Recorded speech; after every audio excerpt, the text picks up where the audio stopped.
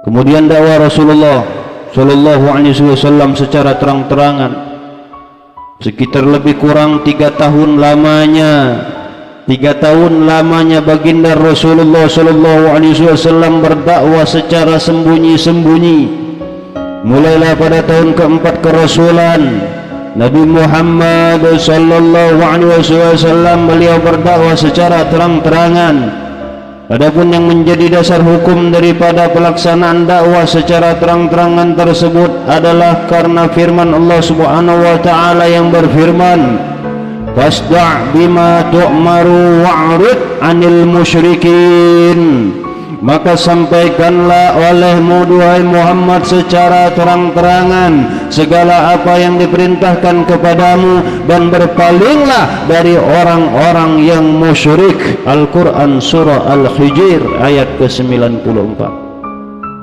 Adapun dakwah yang disampaikan baginda Nabi Muhammad sallallahu alaihi wasallam al mukmin pada waktu itu setelah diperintahkan dakwah secara terang-terangan, yang pertama dalam dakwanya bahwa Allah Subhanahu wa taala itu adalah Tuhan yang Maha Esa.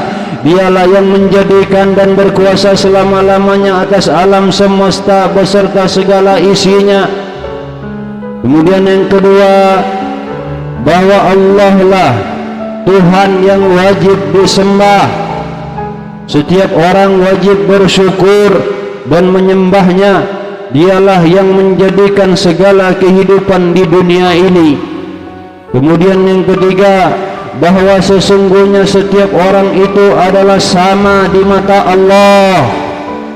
Derajat manusia tidak diukur dengan sebab keturunannya, kekuasaannya, kekayaannya, dan kepangkatannya, melainkan semata-mata atas dasar ketakwaan dan jasanya.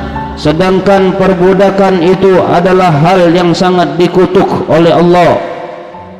Kemudian yang keempat, bahwa setiap yang kaya harus menolong yang miskin, yang mampu harus menolong yang tidak mampu. Kemudian yang kelima, bahwa hidup manusia tidak berhenti dengan kematian. Kata Rasul dalam meliputi dakwanya, setelah mati masih ada kehidupan di akhirat, tempat setiap orang mempertanggungjawabkan segala amalnya selama hidup di dunia ini. Itulah dakwah yang disampaikan Nabi Muhammad pada waktu diperintahkan secara terang-terangan. Bahwa tentang nilai-nilai hidup yang disampaikan oleh baginda Nabi kita Nabi Muhammad sallallahu alaihi wasallam itu bertentangan sekali dengan tradisi Arab yang feodal dan materialistis pada saat itu. Oleh karenanya di antara hadirin yang menganggapi atau menanggapi pembicaraan Nabi itu dengan lembut-lembut, tetapi Abu Lahab menentang dengan kerasnya. Seraya Abu Lahab berkata kepada Abu Thalib paman Rasul, "Tangkap Muhammad sebelum kamu dikeroyok oleh semua orang Arab.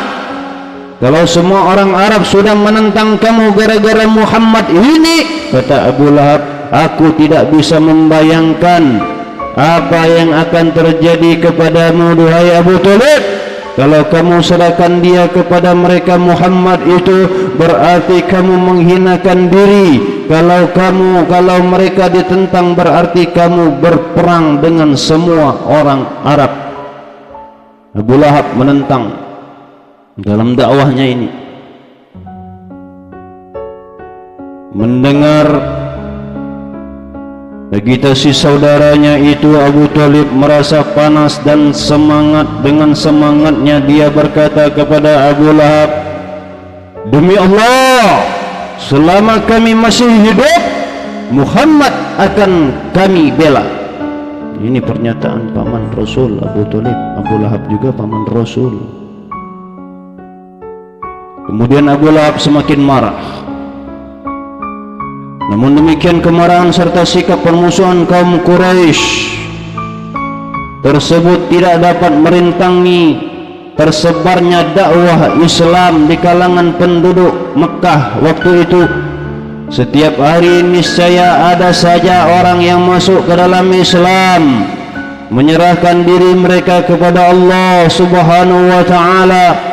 Kebanyakan mereka itu terdiri dari kaum wanita, para budak, pekerja, dan orang-orang yang tidak punya, yang ikut kepada berdakwah baginda Nabi Muhammad saat itu.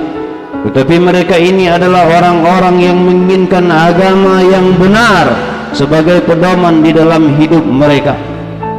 Sifat dan budi serta semangat setiap orang yang menggabungkan diri ke dalam agama ini sungguh menakjubkan. Lebih-lebih mereka yang tidak terpesona oleh pengaruh dunia, perdagangan untuk sekedar melepaskan renungan akan apa yang telah diserukan kepada mereka. Ayol mukmin, ini orang-orang yang ikut kepada dakwahnya baginda Nabi Muhammad. Mereka sudah melihat Muhammad yang sudah berkecukupan, baik dari harta Khadijah atau hartanya sendiri. Tidak dipedulikannya harta itu, juga tidak akan membahayakannya lagi. Ia mengajak orang hidup dalam kasih sayang baginda Nabi Muhammad, mengajak orang hidup dengan lemah lembut baginda Nabi Muhammad, dan kemesraan dan lapang dada. Bahkan beliau yang menerima wahyu menyebutkan bahwa menumpuk-numpuk kekayaan adalah suatu kutukan terhadap jiwa atau membuat hati keras, jiwa keras. Sebenarnya hanya berpura-pura sajalah kaum Quraisy yang menentang ajaran yang dibawa baginda Nabi Muhammad SAW. Mereka berbicara atas nama agama Tuhan, sedang pada hakikatnya mereka hanya khawatir akan kehilangan pengaruh, akan kehilangan kedudukan, baik pengaruh materi ataupun pengaruh politik, baik pengaruh pangkat, baik pengaruh jabatan. Hanya khawatir dalam hal itu. Pada hakikatnya bangsa Quraisy pada saat itu meyakini baginda Nabi Muhammad adalah membawa ajaran agama yang benar. Sebab mereka yang paling keras menentang ajaran baginda Nabi Muhammad justru para penguasa dan para penguasa kota Makkah yang ingin mempertahankan tradisi agama lamanya atau tradisi lamanya. Ya mukmin, dakwah Rasul secara terang-terangan masih sedikit orang yang ikut. Pada dasarnya orang-orang bangsa Quraisy meyakini dakwah Rasul, ajaran baginda Rasul, akan tetapi karena mereka menjaga kewibawaan, menjaga kepangkatan, menjaga tradisi, itulah yang membuat mereka tidak menerima baginda Nabi Muhammad mengajarkan agama Islam. Mudah-mudahan bermanfaat. Al-fakir da'i ilallah. Wallahu minkum. Allahumma salli wa sallim ala sayyidina Muhammadin wa ala alihi wa sahbihi wa sallam. Walhamdulillahi rabbil alamin. Wassalamu alaikum warahmatullahi wabarakatuh.